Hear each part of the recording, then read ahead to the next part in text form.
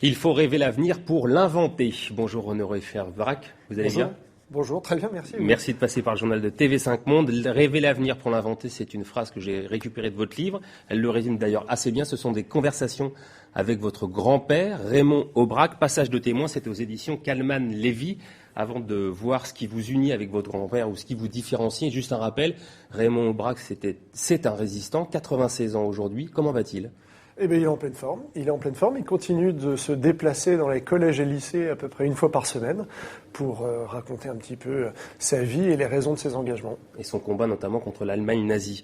Vous étiez en Libye juste avant de revenir en France et juste avant les premières frappes. Vous étiez à Benghazi. 2 questions. Qu'est-ce que vous y avez vu et qui êtes-vous allé faire ? Je vais répondre à la deuxième. D'abord, je suis parti en mission humanitaire là-bas pour une ONG qui s'appelle Pharmacie Aide Humanitaire. Et l'objectif était de vérifier que les stocks de médicaments dans les hôpitaux et dans les cliniques de toute cette région de la Cyrénaïque, qui est la région habituellement en ébullition de ce pays, étaient convenables et pouvaient être réassorés s'il y avait eu un besoin. Et là, j'ai l'impression que le besoin va s'en faire sentir. Donc ce que j'y ai vu, moi j'y suis arrivé il y a ça à peu près 15 jours, je suis rentré avant-hier. La situation était plutôt calme dans la mesure où j'ai pas vu beaucoup de blessés, j'ai pas vu beaucoup de morts. Donc il n'y avait pas une crise humanitaire majeure et j'ai vu un peuple libyen, en tout cas celui de Benghazi, qui appelait de ses vœux l'aide internationale, l'aide armée internationale. Une similitude avec un terrain où vous êtes allé, où vous étiez engagé, c'est le Kosovo. Vous étiez officier à l'époque. Il y a eu des bombardements avant qu'il y ait une intervention militaire, en tous les cas sur terre. Est-ce que ça vous semble la bonne approche, la bonne méthode, notamment pour la Libye de Kadhafi ? Je crois que les 2 situations sont radicalement différentes. Et puis la politique nationale intérieure des États-Unis et de la France à ce moment-là n'était pas la même que celle d'aujourd'hui. Il faut intervenir dans ces cas-là pour protéger les populations. Au Kosovo, il y a eu, heureusement qu'il y a eu une aide armée pour protéger les civils. C'est toujours une bonne approche, mais il faut savoir que dès qu'il y a une intervention armée, il y a ce qu'on a appelé, et ce qui passe dans le langage commun, les dommages collatéraux, mais c'est assez terrible parce que forcément, évidemment, il y a des dégâts dans les populations civiles. Donc là, aujourd'hui, la Ligue arabe critique certaines frappes. Il faut savoir raison garder, bien contenir les frappes autant que faire se peut, mais il faut savoir qu'à chaque fois qu'il y a une aventure extérieure armée, il y a malheureusement des cas civils. Dans le passage de témoin, on rappelle votre grand-père fut arrêté et torturé par les nazis. Il s'est échappé grâce à votre grand-mère, Lucie Aubrac. Tous 2 dirigeaient le réseau de résistance Libération, c'était le plus important de la zone sud. Vous, en 2001, vous avez croisé la route du commandant Massoud, vous êtes allé monter une radio en Afghanistan. Et il y a 2 termes qui reviennent dans votre ouvrage avec votre grand-père, c'est audace et courage. Et vous faites une différence entre les 2, laquelle ?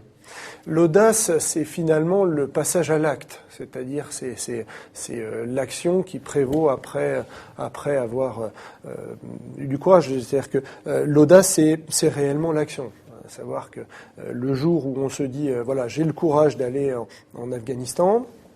Une fois qu'on y est, qu'on pose ses pieds, il y a plus d'audace. Et qu'est-ce qui vous pousse encore aujourd'hui à vous engager dans les militaires alors que vous avez une vie civile, vous êtes conseiller auprès du maire de Paris, vous faites dans le contrôle de gestion. Qu'est-ce qui vous pousse à vous engager encore sur le côté humanitaire ? C'est la descendance Aubrac ou c'est tout à fait personnel ? Les engagements, en fait, sont toujours personnels.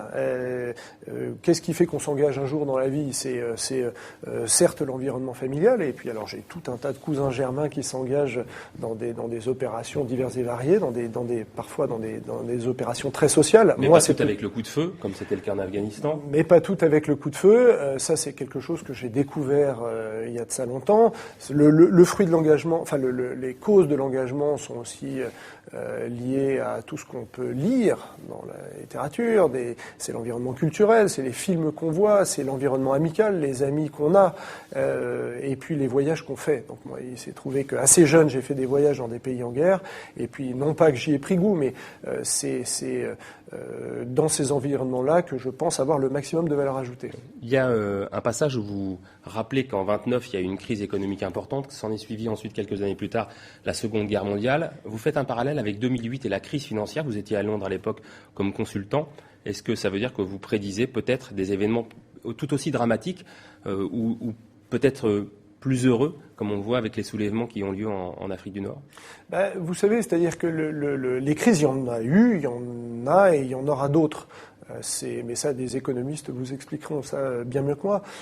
Pour sortir des crises, on le sait, l'aventure extérieure est une merveilleuse solution. Pas uniquement pour sortir des crises économiques, mais pour sortir aussi des crises politiques à l'intérieur de pays. D'abord, il y a deux manières de sortir d'une crise de politique intérieure. La première, c'est de trouver un ennemi commun, c'est-à-dire le bouc émissaire. Et quand on n'arrive pas à trouver le bouc émissaire, on cherche l'aventure extérieure.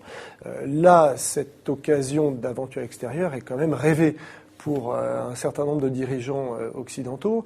Je ne souhaite pas qu'il y en ait, mais là, il y a un véritable mur de Berlin, entre guillemets, qui tombe. C'est aussi important, selon moi, que la fin de cette répartition Est-Ouest. Et pour vous, c'est plutôt une bonne nouvelle parce que vous êtes plutôt favorable à l'abolition des frontières. Ah bah oui, ça, moi j'ai un côté sans frontiérisme qui est chevillé au corps, et j'espère que ce mouvement va se poursuivre, évidemment en évitant le maximum les répressions et puis les pertes de cas civils, quoi. Mais est-ce que vous déplorez en revanche le manque de renouvellement intellectuel?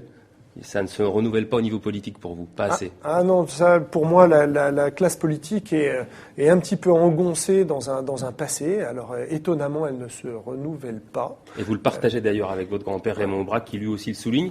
Il a peut-être une nostalgie pour le général de Gaulle. On se quitte avec cette citation qui va nous aider pour notre réflexion future. L'avenir est quelque chose qui se surmonte. On ne subit pas l'avenir, on le fait. C'est extrait de La Liberté, pourquoi faire? C'est de l'écrivain français Georges Bernanos.